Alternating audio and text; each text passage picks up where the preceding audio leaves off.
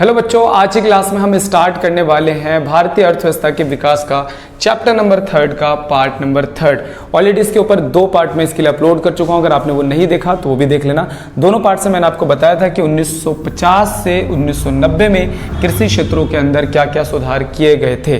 तो दोनों सुधार मैंने आपको बता दिए, संस्थागत सुधार था और दूसरा तकनीकी सुधार था। तो दोनों सुधार हम बता चुके हैं। आज का जो हमारा टॉपिक है वो है औद्योगिक क्षेत्रों में क्या क्या सुधार किए गए थे 1950 से लेकर 1990 के बीच में। तो उद्योग बहुत ही मेन एलिमेंट होता है। उद्योग से किसी भी देश को बहुत बड़े मात्रा में रोजगार मिलता है। और भारतीय उद्योग के क्या हालात थे 1947 में, ये तो मैं आपको बता ही चुका हूं। 1947 में जब अंग्रेज हमारे देश से जा रहे थे तो भारत का सबसे बड़ा उद्योग भारतीय हस्तशिल्प कला, जो भारतीय अर्थव्यवस्था की रीढ़ की हड्डी मानी जाती थी, उसको अंग्रेजों ने बिल्कुल खत्म कर दिया, बिल्कुल नाश कर दिया। और ऐसी स्थिति में जब भारत का उद्योग बिल्कुल जीरो पे पहुंच चुका था तो भारतीय सरकार ने ऐसी कौन सी रणनीतियां अपनाई 1950 से 1990 के बीच में, जिसकी वजह से आज हमारा उद्योग अच्छा खासा हमारे जीडीपी के अंदर रोल प्ले करता है, हमारे देश की बहुत बड़ी आबादी को रोजगार प्रदान कर रहा है और हमारे देश में उद्योगों का बहुत तेजी से विविधीकरण हुआ, जिससे हम देश के अंदर उपभोक्ता, पूंजीगत सभी तरीके की वस्तुओं का निर्माण करने में सक्षम है। तो ऐसी कौन सी रणनीतियां अपनाई गई 1925 से 90 तक, आइए जरा हम समझते हैं कैसे हमारा उद्योग एक तरीके से इतना मजबूत उद्योग बनकर आज तैयार हो गया। तो इसमें जो हमें चीजें सीखनी है, सबसे पहले हम लोग समझ लेते हैं। पहला क्वेश्चन है उद्योग 1950 से 1990। थोड़ा एक इंट्रोडक्शन दे रहा है। और क्या इंट्रोडक्शन दे रहा है कि सकल घरेलू उत्पाद निरंतर वृद्धि तभी संभव है जब इसका अभिकेंद्र औद्योगिक क्षेत्र में हो। यानी कि देश का जीडीपी तभी बढ़ेगा जब उद्योगों के अंदर भी क्या होगा, विकास होगा। उद्योग रोजगार के अवसर, बहुत बड़े लेवल पे रोजगार के अवसर प्रदान करता है। आज भारत में बहुत बड़ी आबादी औद्योगिक क्षेत्रों के अंदर रोजगार पाती है। अच्छा, उद्योगों के जो रोजगार होते हैं ना, वो स्थिर होते हैं एज कंपेयर टू कृषि क्षेत्र। कैसे? कृषि क्षेत्रों के अंदर जो रोजगार होता है वो साल में 7 महीने 8 महीने का होता है, क्योंकि इसमें जैसे आप लोगों ने बुआई करी तो बुआई करा, हम लोगों ने बुआई करने के बाद फसल वगैरह लगा दिया, अब 2-3 महीने का उसमें रेस्ट है। 2-3 महीने बंदा क्या हो जाएगा, बेरोजगार।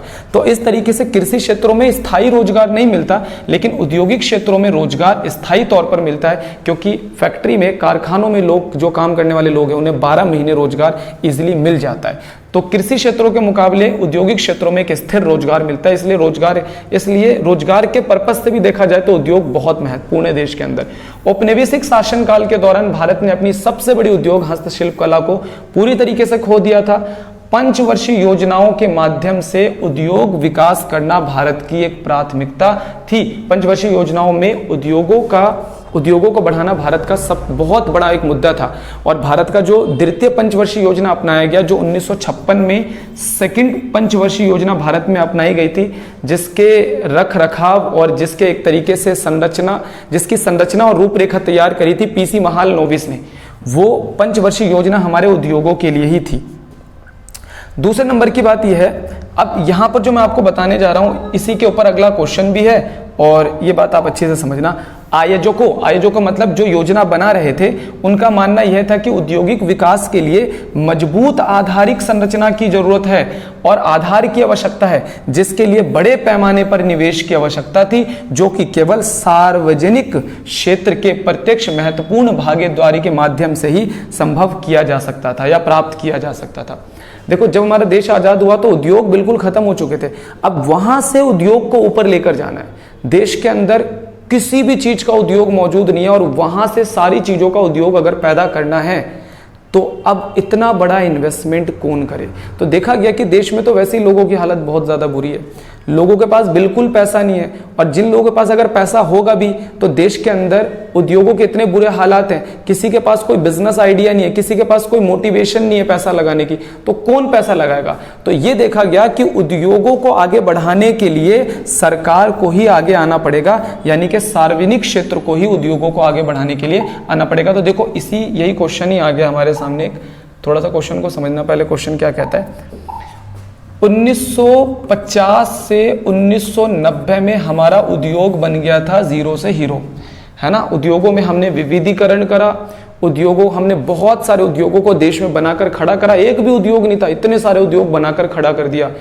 अब सवाल ये कि इतने सारे उद्योगों की स्थापना कैसे हुई, और 1950 में जब सरकार ने उद्योगों के ऊपर काम करना शुरू करा, या 1956 मान लेते हैं, 1956 से सरकार ने जब उद्योगों के ऊपर सही मामले में काम करना शुरू करा, तो सरकार के सामने जो सबसे बड़ी समस्या थी वो ये थी कि पैसा लगाएगा कौन, यानी कि प्राइवेट सेक्टर लगाएगा या गवर्नमेंट सेक्टर लगाएगी। प्राइवेट सेक्टर के हाथ में तो बिल्कुल पैसा ही नहीं है। देश में कुछ अमीर लोग हैं, उनके पास कोई बिजनेस आइडिया नहीं है, और उन पे जो पैसा है उनको डर लग रहा है मार्केट में पैसा लगाते हुए। तो भाई ये इतना बड़ा रिस्क उठाएगा कौन? कौन बड़े लेवल पे सड़कों का निर्माण करेगा, कौन पुलों का निर्माण करेगा, कौन भवनों का निर्माण करेगा, कौन बड़ी बड़ी कंपनियां देश के अंदर खोलेगा, कौन बड़े बड़े उद्योग देश में लगाएगा, कौन इतना पैसा लगाएगा? तो कोई सामने नहीं आ रहा था। तो इस स्थिति में किसको सामने आना पड़ा? इस स्थिति में सामने आना पड़ा सरकार, यानी कि सार्वजनिक क्षेत्र। तो क्वेश्चन यही है, औद्योगिक विकास में सार्वजनिक क्षेत्र की भूमिका क्या 1950 से 1990 में, या औद्योगिक विकास में सार्वजनिक क्षेत्र व निजी क्षेत्र, ठीक है, औद्योगिक विकास में राज्य मतलब सरकार की प्रत्यक्ष भागीदारी की आवश्यकता क्यों पड़ी 1950 से 1990? तो सवाल यह कि 1950 से 1990 में सरकार ने ही सारी इन्वेस्टमेंट क्यों करी, सरकार ने बड़े बड़े उद्योगों की स्थापना क्यों करी, प्राइवेट सेक्टर कहां चले गए? तो आइए इसका जवाब देखते हैं। इसका जवाब यह है कि सरकार ने ही सारा पैसा मार्केट में लगाया, सरकार ने ही बड़े बड़े उद्योगों की स्थापना करी। रीजन, निजी क्षेत्र के पास पूंजी का अभाव था। निजी क्षेत्र के अंदर बहुत कम लोग थे जो पैसे वाले थे, और जो थे भी तो उनके पास मोटिवेशन की कमी, उनके पास बिजनेस आइडियाज की कमी थी। तो निजी उद्यमी देश के अंदर बहुत कम थे, और जो थे भी एक आध टाटा बिरला जैसे लोग भी थे, तो उनके पास भी इतना नहीं था कि वो इतने बड़े लेवल पर जाकर चीजों को सही कर सके। निजी क्षेत्र के लिए प्रोत्साहन की कमी या निवेश के लिए निम्न प्रेरणा, जिनके पास पैसा था भी तो वो पैसा लगाने से, मार्केट में बड़े प्रोजेक्ट हाथ में लेने से क्या हो रहे थे? डर रहे थे। और ऐसी स्थिति के अंदर निवेश का एक बड़ा धक्का ही देश को आगे पहुंचा सकती थी। इसलिए सरकार ने ही इस दुष्चक्र को तोड़ने के लिए एक बहुत बड़े निवेश करने का फैसला देश में लिया, और सरकार ने बहुत बड़े लेवल पर उद्योगों की स्थापना करना शुरू कर दिया। यानी सरकार ने ही पैसा लगाया, जैसे तैसे कर्जा उर्जा लेकर सरकार ने ही उद्योगों की स्थापना करनी शुरू करी। समाज कल्याण का उद्देश्य और सामाजिक न्याय के साथ विकास, और सरकार ने कुछ हद तक ये भी सोचा कि यार अगर हम प्राइवेट सेक्टर के ऊपर सारी चीजों को छोड़ देते हैं तो जो अमीर वर्ग है वो धीरे धीरे व्यवसाय करके, धीरे धीरे उद्योगों की स्थापना करके और अमीर हो जाएगा, और गरीब लोगों की स्थिति और बुरी होती चली जाएगी। तो सरकार ने इस चीज का दिमाग लगाया। सरकार ने बोला ठीक है, प्राइवेट सेक्टर को बोला कि ठीक है तुम लोग रहने दो, हम ही लोग निवेश करेंगे। यानी सरकार ने पूरे निवेश की जिम्मेदारी अपने हाथों में ले ली। यानी सरकार सामाजिक कल्याण की वजह से भी सरकार ने ही ज्यादातर निवेश करने का फैसला लिया। सरकार के समानता और समाज कल्याण के उद्देश्यों को औद्योगिक प्रक्रिया में सरकार ने प्रत्यक्ष हस्तक्षेप द्वारा प्राप्त किया जा सकता है। यानी सरकार ने सोचा कि यार उद्योगों की स्थापना अगर हम ही करेंगे, यानी सरकारी क्षेत्र ही इसके अंदर ज्यादा इन्वॉल्व रहेगा तो अच्छा है, हम गरीबों का भी ध्यान रखेंगे और अमीरों को भी ज्यादा आगे बढ़ने से उनके लिए नियम और कानून बनाकर रोकेंगे। यानी सरकार समानता को क्या करना चाहती थी? प्रमोट करना चाहती थी। समाज कल्याण को क्या करना चाहती थी? प्रमोट करना चाहती थी। अब देखो, आजादी के समय इतनी बुरी हालत थी, उद्योग थे नहीं। अगर सरकार बोलती मैं कुछ नहीं करूंगी, प्राइवेट सेक्टर के हाथ में छोड़ देते, तो सिर्फ प्राइवेट स्कूल बनते तो सिर्फ अमीरों के बच्चे पढ़ते, सिर्फ प्राइवेट हॉस्पिटल बनते तो सिर्फ अमीरों का इलाज हो पाता, सिर्फ देश में ऐसी वस्तुएं बनती जो सिर्फ अमीरों के इस्तेमाल के लिए होती, यानी जो खरीद सकता था वही सामान बनता। तो इसमें गरीब कहां गए? गरीब का रोल बिल्कुल खत्म हो गया। तो गरीबों के लिए उत्पादन कौन करेगा? गरीबों के लिए हॉस्पिटल, सरकारी हॉस्पिटल कौन बनाएगा? गरीबों के लिए सरकारी स्कूल कौन बनाएगा? गरीब बच्चों के लिए सरकारी कॉलेज कौन बनाएगा? गरीब लोगों के लिए राशन की व्यवस्था कौन करेगा? इसीलिए सरकार ने ज्यादातर इन्वेस्टमेंट करने का खुद ही फैसला लिया। ठीक है, तो अब आपको ये बात तो अच्छे से समझ में आ गई होगी कि 1950 से 90 में उत्पादन में और उद्योग में निवेश करने में सबसे ज्यादा रोल किसका था? सरकार का। प्राइवेट सेक्टर को बांध कर रखने की कोशिश की गई। अब जो हम क्वेश्चन पढ़ने के लिए जा रहे हैं, बहुत ही इंपॉर्टेंट क्वेश्चन इस चैप्टर का। ठीक है, उद्योग पर्पस से देखा जाए तो इस टॉपिक का सबसे इंपॉर्टेंट, 1956 में सरकार एक कानून लेकर आई जिसका नाम था औद्योगिक नीति प्रस्ताव। ठीक है, इसे हम लोग राज्य की प्रमुख भूमिका घोषणा पत्र या फिर हम इसे औद्योगिक नीति अधिनियम 1956 भी कहते हैं। सबसे ज्यादा पॉपुलर वर्ड यही है, औद्योगिक अधिनियम 1956। अब इसके अंदर क्या था? सरकार 1956 में उद्योगों में सुधार लाने के लिए, उद्योगों में विविधीकरण लाने के लिए और देश के मरे हुए उद्योग को दोबारा पुनर्जीवित करने के लिए एक कानून लेकर आई जिसका नाम था औद्योगिक नीति अधिनियम 1956। उद्योगों को आगे बढ़ाने के लिए सरकार क्या लेकर आई? औद्योगिक नीति अधिनियम 1956। अब इसके अंदर क्या था? इसके अंदर सन 1956 औद्योगिक नीति प्रस्ताव द्वारा इस बात को स्पष्ट घोषणा की गई थी कि औद्योगिकरण की प्रक्रिया में सरकार की प्रमुख भूमिका होगी। इस कानून के अंदर साफ साफ लिखा था कि औद्योगिकरण के अंदर सबसे प्रमुख भूमिका किसकी होगी? सरकार की होगी। आइए सन 1956 में आई औद्योगिक नीति की 3 प्रमुख विशेषताएं हम लोग समझते हैं कि 3 प्रमुख विशेषताएं क्या थी। सबसे पहली विशेषता, जितने भी उद्योग थे उनको 3 भागों में बांट दिया गया। यानी देश में जितने भी उद्योग थे, यानी कि जो उद्योग धीरे धीरे बन रहे थे या फिर जितने उद्योग सरकार बनाएगी, सारे उद्योगों को सरकार ने 3 भागों में विभाजित कर दिया। दूसरा, सरकार ने लाइसेंस प्रक्रिया लेकर आई और तीसरा, सरकार ने बहुत बड़े लेवल पर रियायतें देनी शुरू करी। आइए एक एक करके समझते हैं। 1956 की औद्योगिक नीति की 3 मुख्य विशेषताएं। सबसे पहला, सरकार ने उद्योगों को 3 भागों में बांट दिया। सबसे पहले भाग में क्या बोला? सरकार ने पहले भाग में टोटल 17 उद्योग रखे। कितने उद्योग रखे? 17 उद्योग, जिसमें बोला सरकार ने कि इन सभी उद्योगों पर सिर्फ सरकार का ही स्वामित्व रहेगा। सरकार ने पहली सूची में 17 उद्योगों को रखा और बोला कि इसमें उत्पादन प्राइवेट सेक्टर भूल से भी ना करे, इसमें उत्पादन सिर्फ और सिर्फ सरकार करेगी। और उन चीजों के कुछ एग्जाम्पल मैं आप लोगों को दे देता हूं। इसमें युद्ध और सैन्य सामग्री जैसे कि बंदूक वगैरह, टैंक वगैरह, परमाणु ऊर्जा, इसके अंदर भारी उद्योग, एयरक्राफ्ट, तेल, रेलवे, जहाजरानी आदि, ये कुछ ऐसी चीजें थी जिसमें सरकार ने बोला कि कोई भी प्राइवेट सेक्टर का बंदा इसमें एंटर नहीं कर सकता, यानी प्राइवेट कंपनियां इनका उत्पादन नहीं कर सकती, इनका उत्पादन सिर्फ और सिर्फ सरकार करेगी। ठीक है, यानी इनका रख रखाव, इनका एक्सपेंशन यानी कि इनको बढ़ाना कम करना सब सरकार के हाथ में होगा। दूसरा, अनुसूची बी के अंदर क्या आया, जरा ध्यान से समझना। अनुसूची बी के अंदर क्या आया? अनुसूची बी में सरकार ने बोला इस अनुसूची में कितने उद्योग रखे गए? 12 उद्योग, जिसमें इन उद्योगों का विस्तार करना, इसका नियंत्रण करना, ठीक है, इसका नियंत्रण करना और इसकी स्थापना करने की पहल करना, ये सब किसके हाथ में होंगी? सरकार के हाथ में। निजी क्षेत्र सरकार के इन प्रयासों में सहायता करेगी। यानी कि दूसरे में सरकार ने 12 उद्योग रखे, इन 12 उद्योगों में सरकार ने बोला कि उन उद्योगों की स्थापना हम करेंगे, इनका नियंत्रण हम करेंगे, इनका विस्तार हम करेंगे, बस तुम हमारी सहायता करना, यानी कि तुम हमारे उत्पादन में थोड़ा बहुत हमारी सहायता करना। उन उद्योगों में क्या क्या आया? एल्युमिनियम मुख्य था, अन्य खनन उद्योग, मशीन उपकरण और उर्वरक आदि का उत्पादन शामिल था। तो ये 12 उद्योग है। बस ऐसे याद रख लेना कि पहली अनुसूची में 17 उद्योग, दूसरी अनुसूची में 12 उद्योग। पहली अनुसूची में 17 उद्योग में सिर्फ उत्पादन सरकार, निवेश सरकार करेगी। 12 उद्योगों में इनका रख रखाव सारी चीजें सरकार के हाथ में होगी, तो बस निजी क्षेत्र इसमें थोड़ा इन प्रयासों में सरकार की सहायता करेगी। ठीक है, और इनके कुछ एग्जाम्पल आपके सामने लिखे।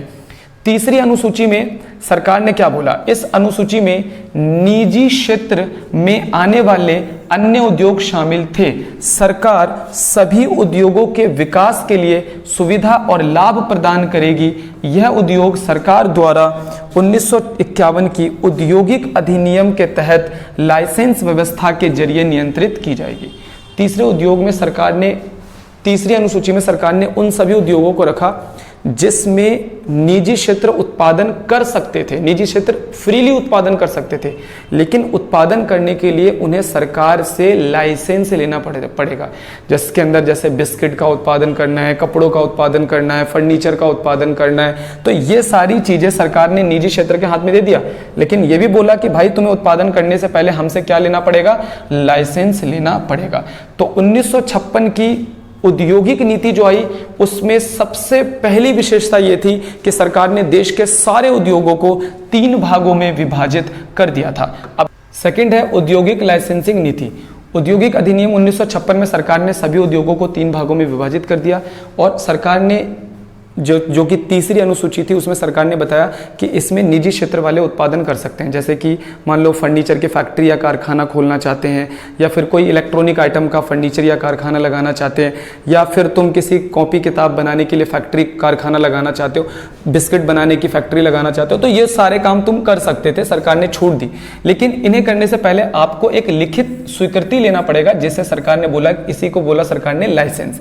ठीक है, 1951 की जो औद्योगिक अधिनियम था, 1956 का जो औद्योगिक अधिनियम था, उसके अंदर सरकार ने किन मुद्दों पर लाइसेंस दिया? सरकार ने उद्योग, अगर तुम्हें अपने नए उद्योग की स्थापना करनी है, यानी फैक्ट्री कारखाना खोलना है, या फिर एक फैक्ट्री कारखाना है तुम दो करना चाहते हो, यानी उसका विस्तार करना चाहते हो, या फिर तुम कोई एक सामान बनाते हो एक और सामान बनाना चाहते हो, तो इन सब चीजों के लिए आपको सरकार से क्या लेना पड़ेगा? लाइसेंस। सरकार लाइसेंस इसलिए लेकर आई क्योंकि सरकार अगर लाइसेंस की प्रक्रिया ना रखती तो ऐसा हो सकता था कि किसी एक क्षेत्र पर बहुत सारे उद्योगों की स्थापना हो जाती और किसी एक क्षेत्र या एक राज्य के अंदर उद्योगों की स्थापना बिल्कुल ना होती, जिससे क्षेत्रीय असमानता पैदा होने का खतरा था। इसलिए सरकार ने जानबूझकर लाइसेंस प्रक्रिया लेकर आई ताकि सरकार पिछड़े क्षेत्रों में उद्योगों को प्रोत्साहित कर सके और क्षेत्रीय समानता को बढ़ा सके। सरकार उन जगहों पर आसानी से लाइसेंस दे देती थी जहां पर उद्योग कम होते थे, और जहां पर उद्योग ज्यादा होते थे वहां पर सरकार लाइसेंस देने की प्रक्रिया में थोड़ा सा सख्ती रखती थी। ठीक है, इसके अलावा सरकार ने उन उद्योगों को कर लाभ दिया, यानी कि उनका कर माफ कर दिया। इसके अलावा सरकार ने निम्न दरों पर उनको बिजली भी उपलब्ध करवाई, जिससे देश के अंदर क्षेत्रीय समानता को बढ़ावा मिला।